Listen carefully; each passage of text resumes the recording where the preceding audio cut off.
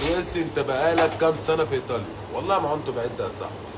بس اللي انا فاكره اليوم اللي انا سافرت فيه من 15 2 2010 كان الجو تلج. ودلوقتي عنده 31 سنه، انا كنت مسافر 15 سنه ونص.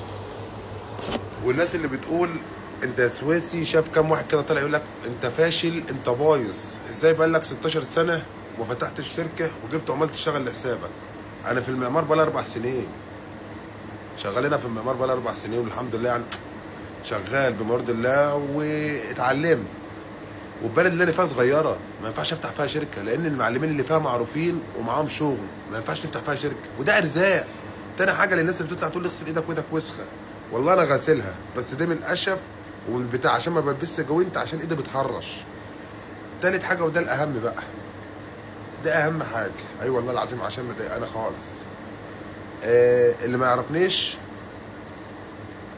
كويس، الناس اللي بتقول لك انت ما عملتش حاجه، الحمد لله مستور في مصر وعملت لابويا وامي وانا كنت جاي عشان خاطر اعدل حال اخواتي. انما لو كنت عايش لنفسي هنا في ايطاليا بعمل كل حاجه لنفسي زي ما الناس بتقول، انا كان زماني بدل عندي الشقه اتنين وكان زماني بقى عندي العربيه تلاته، بس احنا جايين عشان خاطر اهالينا.